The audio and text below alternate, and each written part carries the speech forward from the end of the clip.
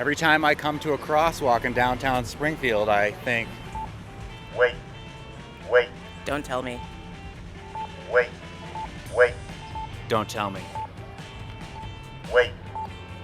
Don't tell me. And that is what we are here talking about today. Welcome to the Fabulous 413. I'm Khalees Smith. And I'm Monty Belmonte. Later in the show, Congressman Jim McGovern on the wild ride of censure and impeachment in the House of Representatives and on talking with representatives from Western Mass about the Poor People's Campaign. Tonight at Tanglewood, it's a live taping, which sounds oxymoronic, of my favorite NPR weekend program, Wait, Don't Tell Me. Now in its 25th season, the Peabody Award-winning news quiz returning to Tanglewood tonight. The show is hosted by Peter Sagal along with official judge and scorekeeper Bill Curtis, who are still furiously working on tonight's scripts as we speak. I don't know anything about that. We definitely weren't just working on our definitely scripts. We're not just working a minute on ours. and a half ago. And this week's special guest is Berkshire County's own Karen Allen, star of Raiders of the Lost Ark, some other Indiana Jones movie, and the hopefully excellent Indiana Jones and the Dial of Destiny.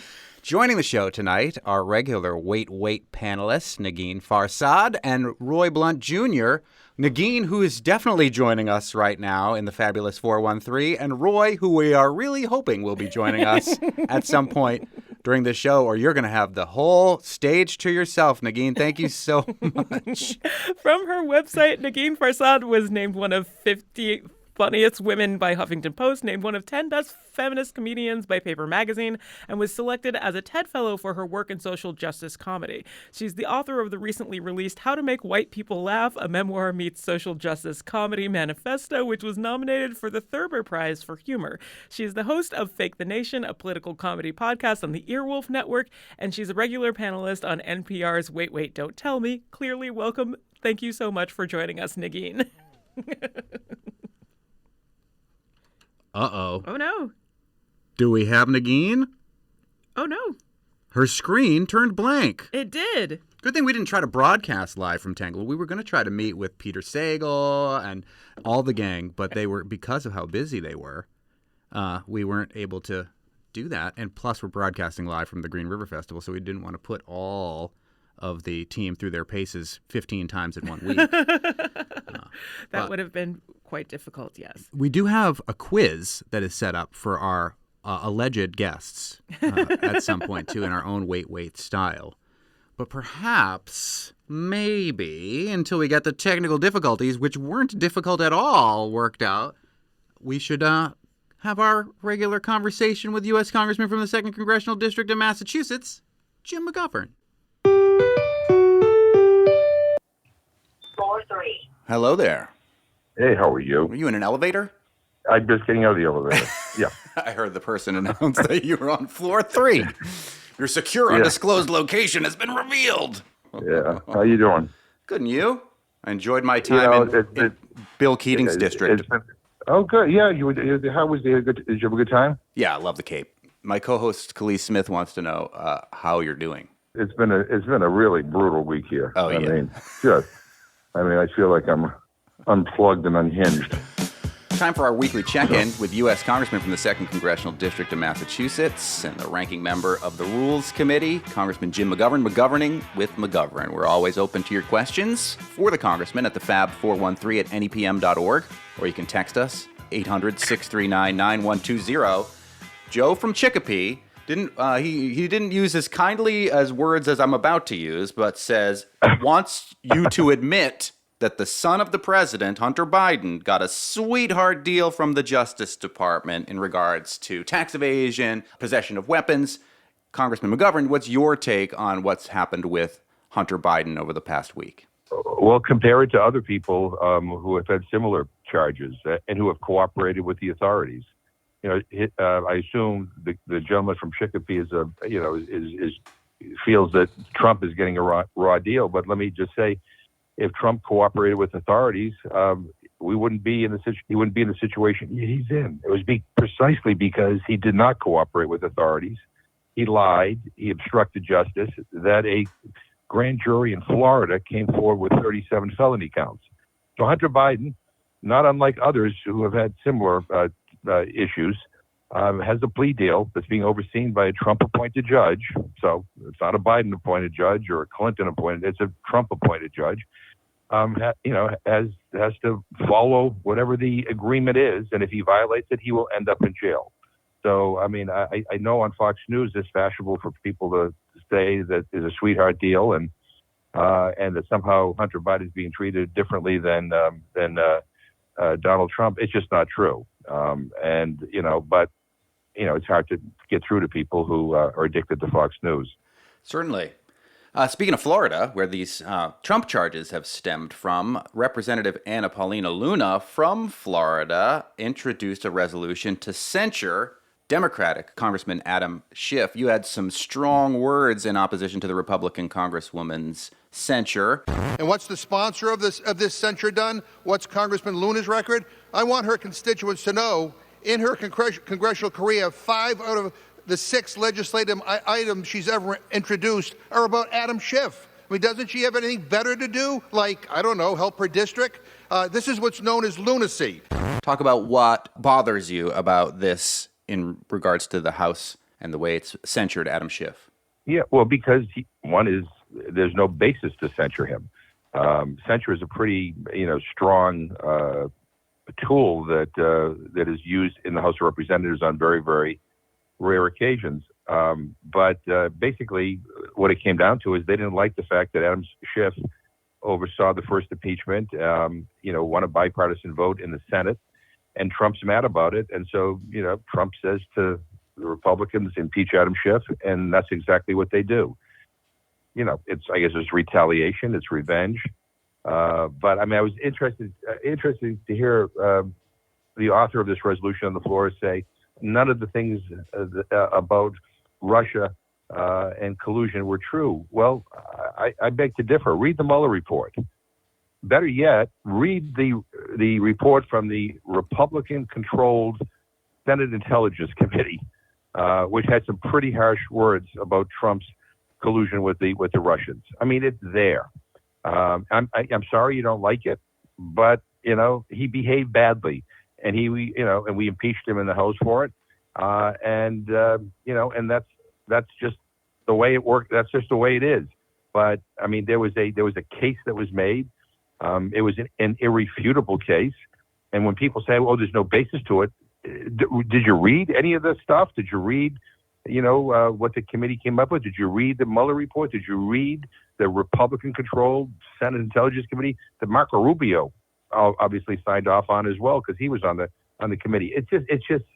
It's ridiculous. But in any event, they chose to spend yesterday trying to censure Adam Smith rather than debating issues or trying to move legislation forward that would, help end hunger in this country, or that will help get people more housing, or that will help combat climate change, or that will help provide resources for additional units of affordable housing, or to help our veterans, or whatever. This is what they chose to do. And today, we will be spending our time dealing with Lauren Boebert's resolution to impeach Joe Biden. Why are we doing that? She doesn't like him. Well, whatever. Well, this has been another dramatic thing in the House as of yesterday. And speaking with Congressman Jim McGovern, this from the Daily Beast, Representative Marjorie Taylor Greene has been trying to impeach President Biden for months, but now isn't happy that Representative Lauren Boebert is trying to impeach him too. She allegedly called her a nasty word, the B word, yesterday.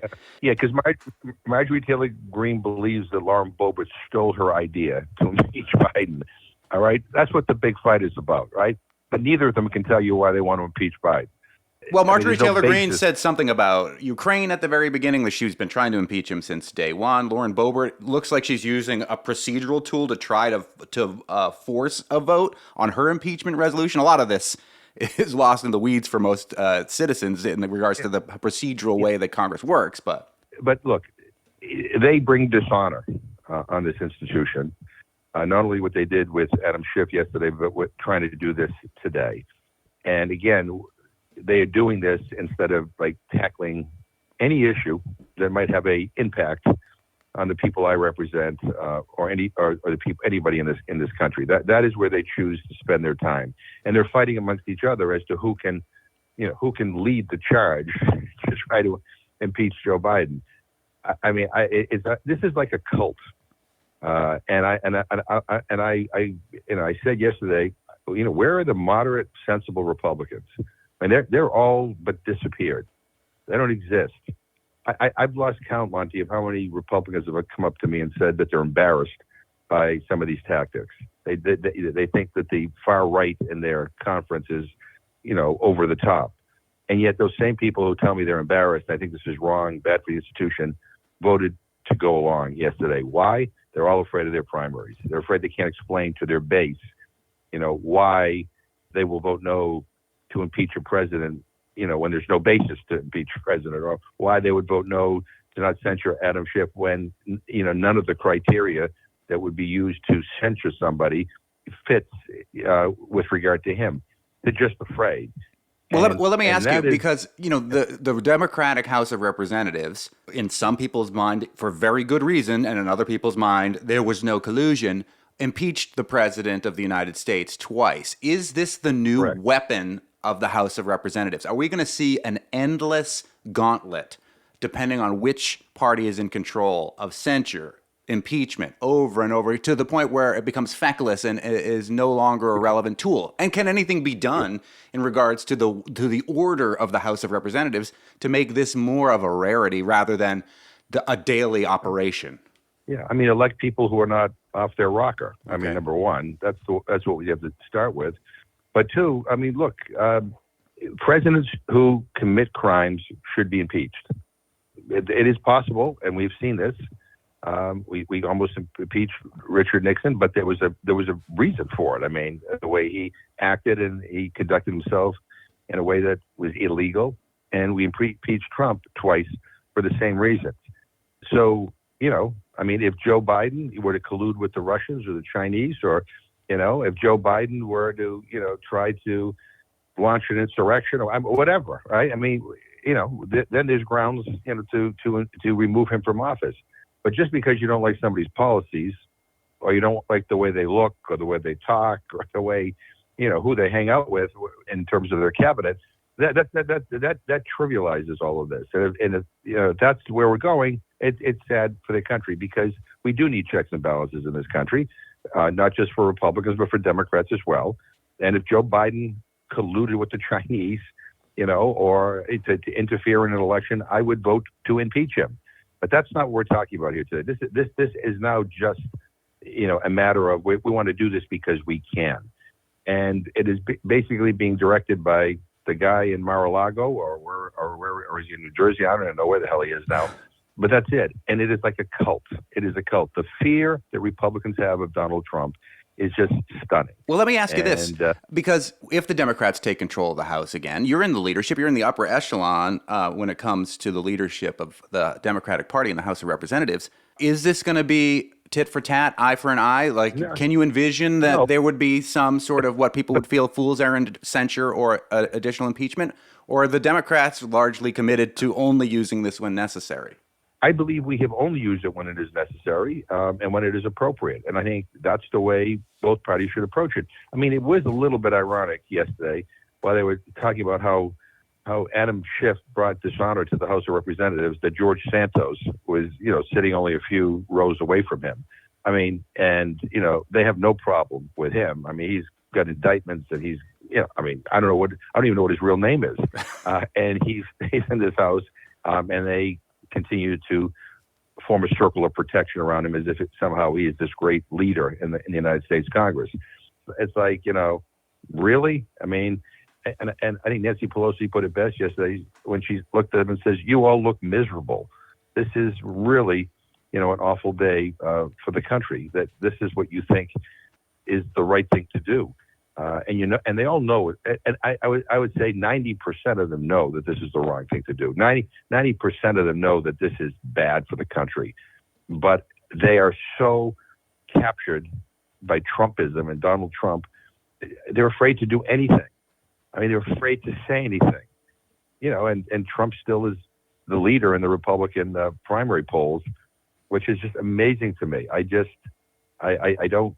get it. What happened in this country where a man who's been indicted for 37 felony counts, a person who has been convicted as a sexual abuser, somebody who's going to have probably more charges brought up against him based on his interference in Georgia and I mean a whole bunch of other stuff. Guy who hides classified documents in his bathroom, waves nuclear secrets around in front of strangers. I'm trying to understand on what planet is this like acceptable? I don't care whether you like his policies, but Republicans have to break themselves of this narcissist, this person who is destructive, who only cares about himself. I mean, for the sake of our country, for the sake of our democracy, there are plenty of other Republican candidates running for president who I think all have lousy policies, but nonetheless, I think that they would respect the rule of law that you can choose from. But we have to end this hold that this criminal has over the Republican Party in this country. I mean, he may be the nominee, but God help us if he ever becomes president.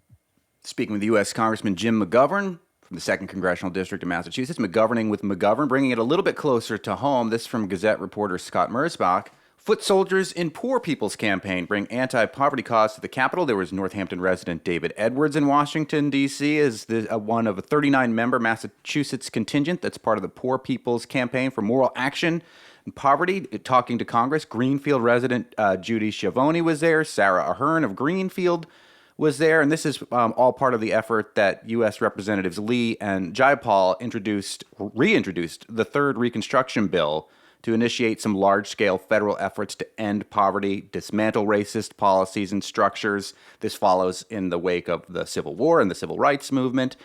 Did you, I believe your office at least, met with these representatives from the 413 of the Poor People's Campaign? What was your takeaway from your meeting with them? Yeah, I met with them personally. It was a great meeting, and I really appreciated the fact that they're down here. And by the way, there are hundreds and hundreds of people down here from all over the country. And they're down here not just advocating, to go onto this bill or that bill, but, people are down here telling their stories. And I'm a big believer that stories can move members of Congress. We're inundated with facts and figures and statistics. Sometimes I think we've lost our human ability to feel what they mean. But when somebody comes down and tells you their individual stories, how they struggled to put food on the table, how they struggled with housing, and two of the members that I mentioned that are from the Greenfield area themselves experienced homelessness, one for a 3-month period, one grew up in poverty. So, these are their actual stories. That's part of the beauty of the Poor People's Campaign. It's not an ivory tower trying to figure out everything for the people. It's the people themselves, Yeah, I had a very, very productive meeting with them, but I think their presence here is how you change the realities down here as well. This is how you get policy changed. People to come down in person, and make their case and tell their stories. And it was very, very powerful. And I really appreciated the fact that they stopped by and spent as much time with me as they did. And I'm with them. I have their back. We can end poverty in this country. We can end hunger in this country. These are all political conditions. We just have to have the political will to do it. And as long as people start to speak up and continue to push, there's a better chance that we will reach the goals that we all want to reach. This past Monday, Congressman, was the federal holiday of Juneteenth. What did you, as a representative in the federal government, do to celebrate Juneteenth?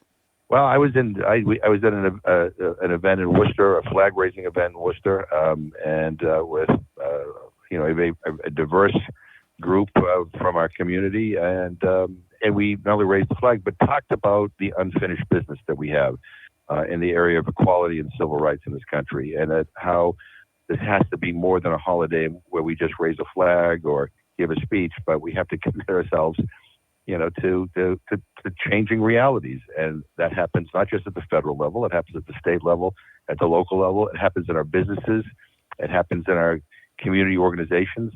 We all need to do better. We need to acknowledge the progress we've made, but understand that we are not where we need to be or should be. So it was a wonderful, wonderful event that we had, and I was thrilled to have been invited.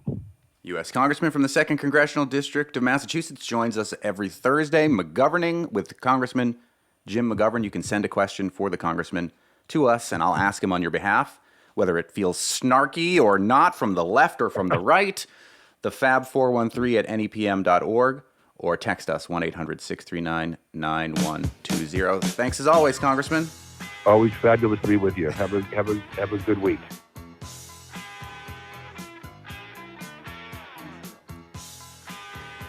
coming up, I think we've got the wait people all set up. So, here and there, everywhere. But hopefully we'll talk with Negin Farsad and Roy Blunt Jr. coming to Tanglewood tonight. You're listening to the Fabulous 413 on NEPM.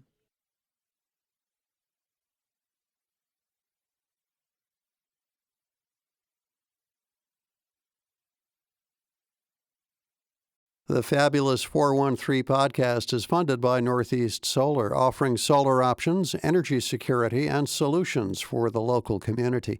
Learn more at northeast-solar.com.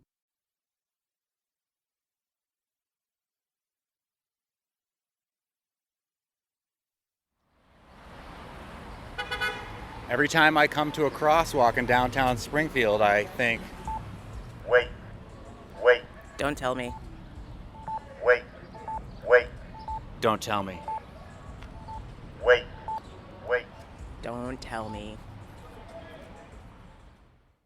Tanglewood, take two. Take two. I guess that the internet in Lennox/Stockbridge may not be great, but hopefully... I feel like we have personally experienced this as well. Yeah, and we live in a largely rural area in the 413, and we're all experiencing this in real time right now as we're trying to reach Tanglewood, because tonight is a live taping, which again, to me sounds oxymoronic, of my favorite NPR weekend program, Wait, Don't Tell Me, now in its 25th season, a Peabody Award-winning news quiz returning to Tanglewood tonight. The show is hosted by Peter Sagal, along with official judge and scorekeeper Bill Curtis, who are still working on tonight's scripts. See, it's always... They have also experienced their own technical difficulties today. Technical difficulties all over the place. But hopefully ours are over, and we are joined by regular panelist Negin Farsad and Roy Blunt Jr., who we hope join us now in the Fabulous 413. Drum roll. Oh, I've got one. Yay, We got one. Negin. Do we have Roy? We don't have Roy yet. I tried But 100 times to give him working the on it. phone number and even emailed it You to him. know, either way, I'll tell you, part of the reason is Stockbridge is already on the plywood ramp to the weekend. I hear that. So we're not, Yeah. we don't need internet or phones or anything pedestrian like that. We're already in a different plane, a weekend plane. Tanglewood's already been drinking. Go home, Tanglewood. You're drunk. That's how the woods got so Exactly. tangled. And that is Negin Farsad, who has been named by Huffington Post one of the 50 funniest women, named one of the 10 best feminist comedians by Paper Magazine, a TED Fellow, the author of the recently released How to Make White People Laugh. I won't put you on the spot as a white person. I've already laughed once. So you've already lived up to the title of the book. Host of the Nation podcast on the Earwolf Network, and a regular panelist on Wait, Don't Tell Me. One of the funniest shows on that network, I will say, for sure. The podcast. Yeah. Thank you. Nice. No problem. Negin, how long have you been with Wait, Don't Tell Me? You know, it's so funny because I still consider myself like a newbie, but if we're talking in real time, which I guess most of us are talking about actual linear time, I have been with the show since 2017, which makes me not like the newest person on the block, which is like, it's weird. Like anytime I'm like looked upon as some sort of adult, I find that very uncomfortable. Isn't it strange? Yeah. But yeah, it is. Like I'm expected to know things and do things and have a bank account. It's all very weird. And it's hilarious that you can consider yourself new because you've already guest hosted the show a couple of times. I have. I've filled, Like they put you in charge of the show, not just know. like there for comedic like import, but like in charge of everybody and how the show flows. Very, very strange how that happened. You know, we were doing Upside Down Day on those days, and so it worked out. But yeah, I mean, Wait is just, and it's also interesting because I'm someone who listened to Wait with my parents. You know, kind of like in high school and in college, like, you know, we would turn it on, it'd be on the weekends or whatever. And so it's so strange to like be a part of it, this thing that I knew about. You know, it's such an honor, as they say. Well, Negin Farsad is going to be one of the panelists tonight live to tape for Wait at Tanglewood. And drum roll, please, we do believe we also have via phone from the drunken tangled trees of Tanglewood, regular panelist Roy Blunt Jr. Are you there? Yeah. Oh, yes. Woohoo! Technology! The reunion is complete. I'm hanging out my window of my house, with one hand holding to the sill, and if one finger gets tired, this will be over. I can hear the wind rolling in the distance, Roy Blunt Jr. We appreciate your sacrifices. I hate squirrels. They're just moving all over. Roy is the author of 24 books about everything from the first woman president of the United States back in 1992 to what barnyard animals are thinking. I think this might be a good opportunity, if we have the clip from Roy Blunt Jr., to play a little bit about what barnyard animals are either thinking or at least maybe saying. In linguisticians, to justify the rarefication of their studies of language, will say things like Steven Pinker cited as proof that the relation between words and their meaning is arbitrary, the fact that in English, pigs go oink oink. In Norwegian, pigs go, I'm not sure I'm pronouncing this right, but something like nuff nuff. And in Russia, pigs go CHRJO, CHRJO. I thought that was cheating because I don't know, those aren't Russian letters, and I don't know what CHRJO sounds like in any language. So here's what I did. I Googled Russian pigs go. Try it yourself. And I found a person who on some website who wanted to explain about how Russian pigs go. And he said, let's see if I got it written down here. He said, Russian pigs go H-R-O-O, H-R-O-O. But you have to bear in mind that the H is more like an H-K. But don't really pronounce the K, just phlegm up the H. Which to me I can see that working as a Russian pig and American pig. You know, pigs make lots of different noises. Roy, would you like to attempt to phlegm up the noises that a Russian pig makes for our listening audience here in the Fabulous 413?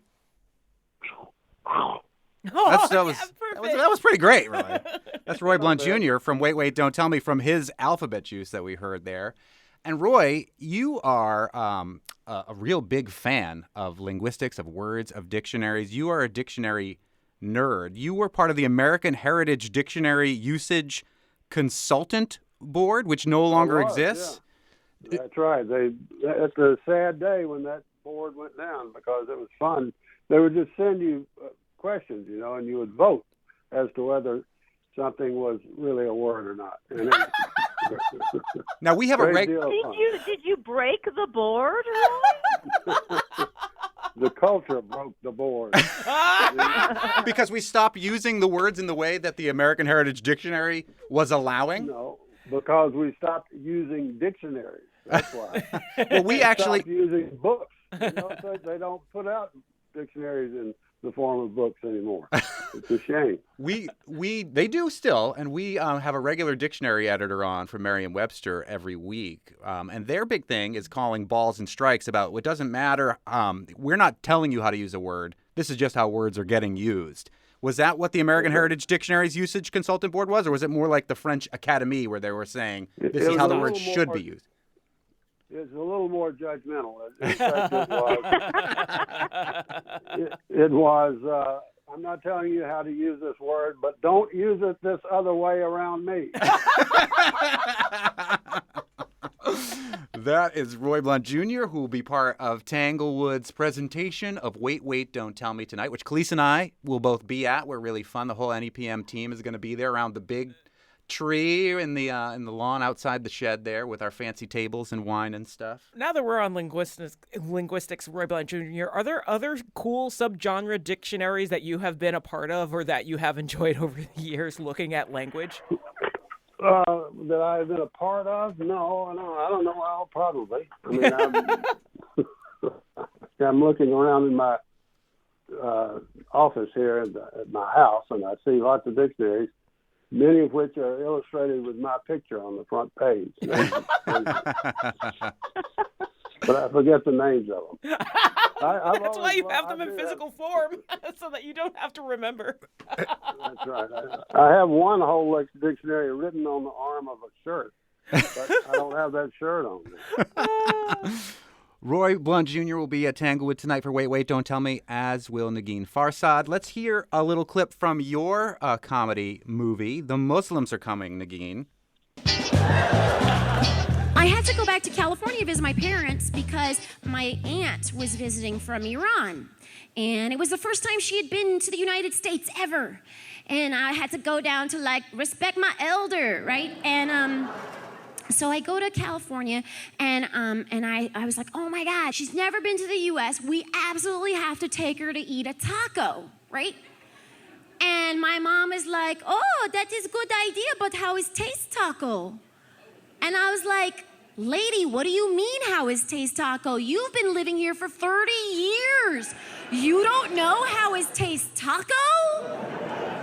No, I don't know. And I was so mad. I was like, you immigrants, come to this country. And you don't try Mexican food? You're just un-American. That's Negin Farsad from the movie The Muslims Are Coming. You're also quoted, Negin, in The Secret Life of Muslims, which was aiming to bust stereotypes in the early part of the Trump presidency about Muslims and Muslim Americans, saying, I think if you're a Muslim, it's so ridiculous. I have to go there and be like, hey, I'm normal. I like Pop-Tarts. Now, Pop-Tarts are part of another regular Wait, Wait, Don't Tell Me panelists shtick, and have been since I was a kid, and got a box of Pop-Tarts, I believe, with her picture on it in like the late 80s or 90s, Paula Poundstone. Do you like Pop-Tarts because of Wait, Wait, panelist and comedian Paula Poundstone? But I also, it's like part of the hazing process that we have to like really learn to love Pop-Tarts as panelists. It's a thing we all have to endure. So that's just, one of the quirks of the show. But can I say something about animals really quick? Oh, please. Going back, do you guys remember like 45 minutes ago when you were talking about animal noises? Yes, I do. Yes. Well, I have to add, Roy, to your list. In Iran, they say, like the dogs over there, they're all Muslim dogs, by the way. They don't say ruff ruff. They say huff huff, which I thought was fun and cute. But the cutest thing, I think, is that roosters, they don't say cock-a-doodle-doo. They say googly goo. Googly goo. Which is so funny because a lot of your alphabet juice thing, Roy, has to do with the word Google and where that word came from. So the fact that the roosters in Iran say googly goo, it just ties everything together. You even know. So, yeah. It's hard to get it I just want right. to say we're cuter. I think cuter than the American rooster at the end of the day. I know some Spanish-speaking dogs say guau guau, and that's cute too. In Japan, they say wan wan. That's also cute. Yeah. Yes.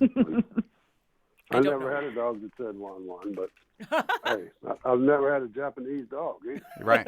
And our dogs don't say bow wow. No. Yeah. No. They just howl at the moon. They just howl. And sometimes intruders. We're speaking with Roy Blunt Jr. and Negin Farsad, who will both be part of the live taping of Wait, Wait, Don't Tell Me tonight at Tanglewood. We're going to take a little break, but coming up, we're going to give you our own national and Western Mass themed version of a Wait, Wait style news quiz. Just as a warm-up to get you ready for this evening. Yeah, to get you Oh, ready. yeah. You're listening to the Great. Fabulous 413 on NEPM.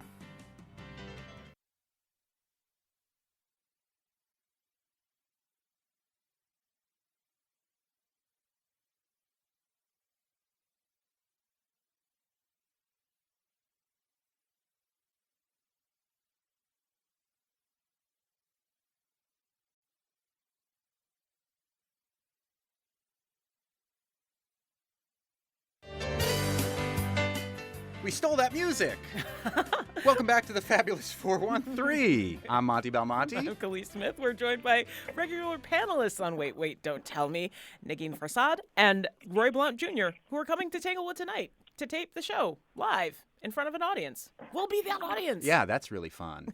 Now, Negin, and I know you, Roy, as well, were part of Wait, Wait pre-pandemic, and then during the pandemic, and now kind of post-pandemic, back to a live audience at least. What was that time like where there was no real live Wait, Wait audience, and how do you feel now that the audience is back? Let's start with you, Negin. Well, it's funny because my very first pandemic show where there was no audience, Tom Hanks was the guest that week. Oh, man. And so the panelists, again, like no one knew how to do it and how to act and react, and it was really weird. And normally guests just come on the show, do their interview, and leave. But Tom Hanks logged on when the staff logged on. Oh, wow. And then he hung out for like 2.5 hours. So we had no audience except for one man, and that one man was Tom Hanks. And it's just like the fear I had that I wasn't gonna make that one audience member laugh was next level. But he is such a good sport that he like totally dished out the laughs for all of us, and I don't even know why he put himself through that. But that was one of my. We were all longing for connection back then, even Tom Hanks, who then told Roy Blunt Jr. he had dead eyes, and then he started a whole podcast. No, I'm just kidding. That's a totally different thing. What about you, Roy? What was your experience going from audience to online back to audience? The show very seldom during the pandemic. I don't know. But I did do it back in the very beginning of the history of the show when I would do it from this room where I'm sitting right here. We all did it remotely with no audience. And that was, we couldn't even see each other or anything. Excuse me, I just went downstairs. So it's better. And I didn't want to travel. So I kept saying, we don't need an audience. We don't need an audience. But it is a lot more fun when you have it, because for one thing, the phone system here in my little village in the Berkshires is so antiquated.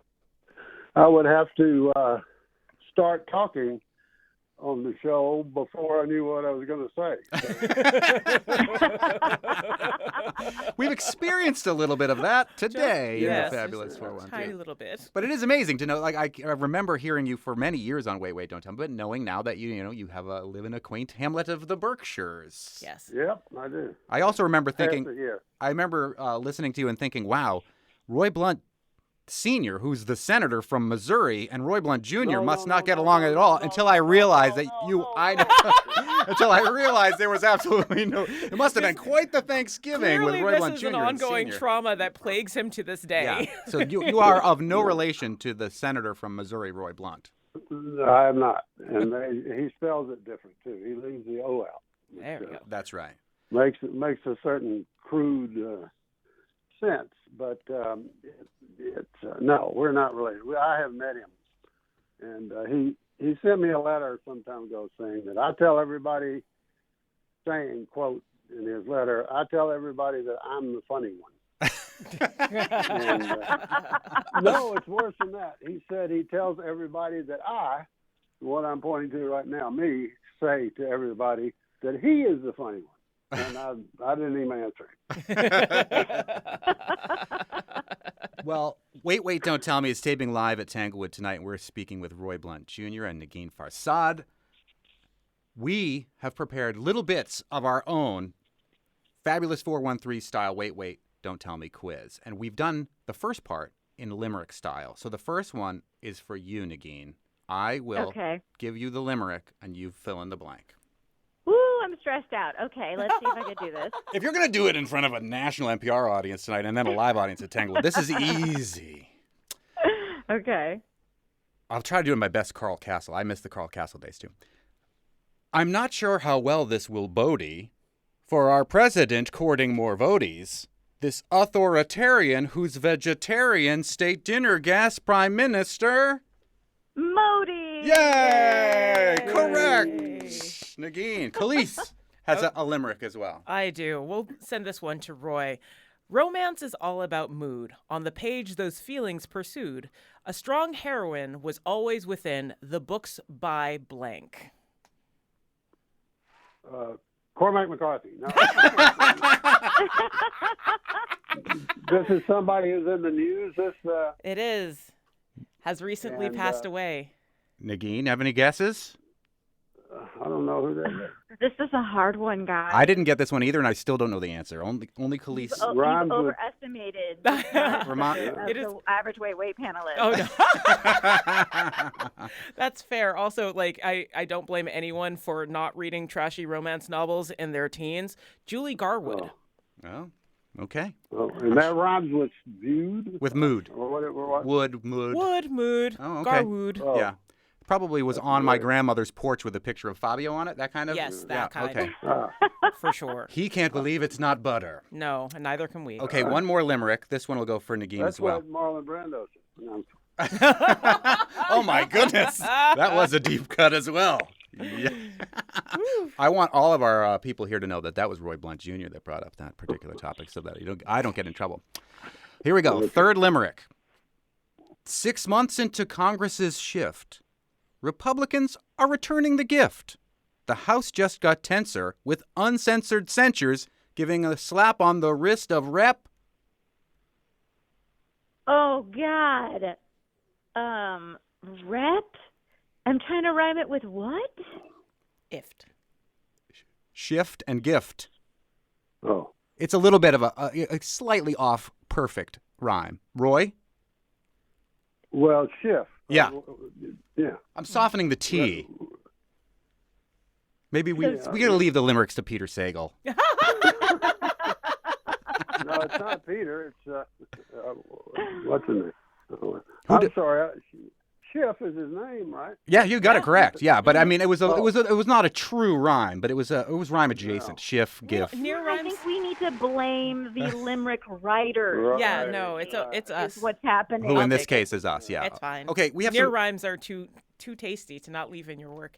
We have some rhyming questions for Nagin Farsad as well as Roy Blunt Jr., who will be part of an actual, professional quiz show called Wait, Wait, Don't Tell Me tonight, recorded live at Tanglewood. Do you want to do the first one? Sure. So, Nagin, what looks like it will be the tragic story of a private submersible being lost at sea while attempting to explore the remains of the Titanic, the submarine was allegedly being controlled by a device most commonly used for what? Oh, the device is I don't know, Roomba vacuum? Oh, no, it was not used for Roomba I have no vacuum. idea.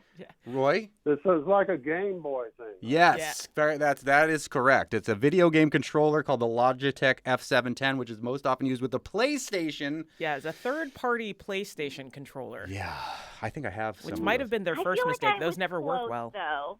You were close. Yes. The Roomba vacuum is like a game. Yeah. Especially if you have cats or children. Yeah, and it has better results than most other. Absolutely. Yes.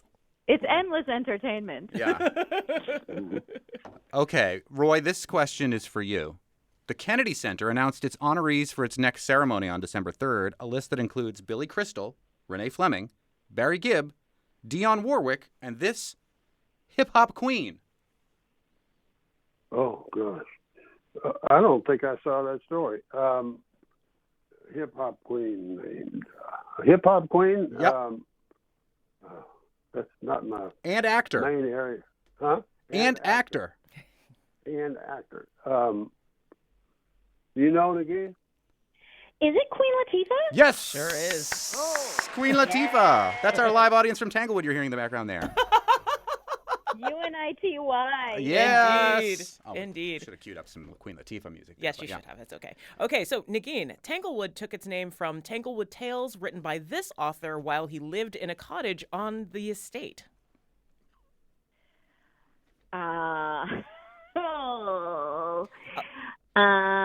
Here's a hint. Dan Brown. Oh. He's like, here's a Starring hint. Tom Hanks. He's also written about colored letters That people have to wear. Oh, he's the guy that wrote the Scarlet Letter. Indeed. The Scarlet Letter? Yes, that would be... Same guy? Same guy. You can Google it real quick and no one will even know. If I remembered that guy's name. Roy? Roy knows this. Roy just hung up. Uh-oh. Oh, no. Oh, no, I didn't. Okay, good. Hang up. Am I on? I can hear Googling. Hello. Hello, yes. Do you know who the author is? Yeah. Nathaniel Hawthorne! Yes! The internet to the rescue! For Roy Blunt Jr. and Nagin Farsad, part of... He knew that one. I feel like they should take our NPR tote bags away from us because we are not answering these literary questions. It is so embarrassing. He knew Hawthorne. Again, I it's... feel bad enough about not getting Queen Latifah, but I did know Hawthorne. I figured it being But so somebody literary. sabotaged me. Right? Yeah, the Tanglewood phone tree tried to sabotage you. Okay, one question each left for you before we let you go. This one may be catering to Roy's dictionary fetish and has a more local connection. Merriam-Webster Dictionary, we have an editor on every week, calls what Massachusetts town its home? Miriam. Oh, I love it. And I would believe it if the actual dictionary headquarters weren't around the corner from my house. Yes. It is the third largest city in Massachusetts. It's the city from which we are broadcasting right now. Lennox. No, not Lennox. Springfield. It's Springfield. There we go. Springfield. Last question for Nagin. Parking in downtown Greenfield will be free all weekend because there's a festival that's named after a river that runs through Greenfield. The river and the festival are named after a river with this color as its name. Hint, I've said it a lot already. Teal. It's in green. There we go. Roy jumped in there and got it. I heard that one. Go. Green. Yes, the Green River Festival, and the Green River runs through Greenfield. We're painfully unoriginal in certain parts of Western Massachusetts. But I still think there's a chance that the right answer is teal. I just want to say that for the record. I mean, having seen it, I think that you may be right here. I can't wait to go to the Teal River Festival, and I also can't wait to go to Tanglewood tonight, where we'll be able to hear real questions asked by real professionals on a real nationwide radio Who show. are really better than us at writing those questions and limericks. Absolutely. Wait, Don't Tell Me, which is being taped tonight, and we have been joined by Nagin Farsad and Roy Blunt Jr., who are the panelists who will be there tonight. Thank you both so much for joining us here in the Fabulous 413. Okay. Thank you so much for having us. We'll see you tonight. Indeed. Okay. Coming up, we'll give you a real quick plywood ramp to the weekend if you're doing something apart from Green River Festival or Tanglewood. You're listening to the Fabulous 413 on NEPM.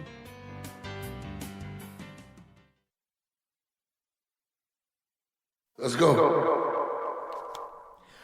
Welcome back to the Fabulous 413. I'm Khalees Smith. And I'm Monty Belmonte. Here's a quick rundown of things that you can do this weekend that are not the Green River Festival. And if you are coming to the Green River Festival, you'll see us. But the Fashion Passion Show is happening this weekend in Springfield. We've got the show that we talked about on Wednesday with yesterday. It was yesterday. Time is a blur. It is a blur. Terry Janor at Bombix, the Jungle Brothers, hip-hop legends of native tongues, are at Gateway City Arts this weekend. Making of a Great Moment opens at Chester Theater. The FAQ Queer Variety Show is going to be at the Egremont Barn in Egremont, who's got the hardest town name to say, and I can say Leominster. Ooh. I know. That's a hard one, too. 10 Forward, a fantastic queer space in Greenfield, has the 1-2 punch of Two-Step Night on Friday and Dark Goth Techno on Saturday. I love it. I love them so much. And Glenn David Andrews, who you just heard, is going to be at Hawks and Reed tonight to get you ready for the Green River Festival, which starts tomorrow and from which we will be broadcasting live. Yeah, I'm a little bit wondering how many. Should we tell them any of the secrets of the people that are going to be performing yet? No. Okay, Khalees wants to keep it secret, but we will be talking to the Green River Festival creator, founder, curator, Jim Olson. We'll have some folks who will be part of the festival and some folks who will be part of the festival adjacent whose music you'll want to hear. Yes, and since we're broadcasting live from the back porch stage, we're going to chat with Kent Hicks of East Branch Studio, who designed and built that stage for the festival. And, it's Live Music Friday, so we're going to have that live music with secret musicians. Who aren't on the official lineup, in fact, for some of them. Our director is Tony, got his doppelganger pants on again done. Our engineer is Betsy, prefers paradoxes to angry emails Lankto. Our technical team is Bart, Omnivorous Opportunist, Rankin, Kara, Patience of Job, Mouth of a Sailor Foster, and Punk Rude Boy Dubé. Thanks to Spouse, Happy Valley Guitar Orchestra, Jay Giles Band, Glenn David Andrews, BJ Liederman, and the Wait Wait theme music, and the Jungle Brothers. I'm Felice Smith. I'm Monty Belmonte. See you tonight at Tanglewood, tomorrow at the Green River Festival. Man, we're everywhere. Yeah.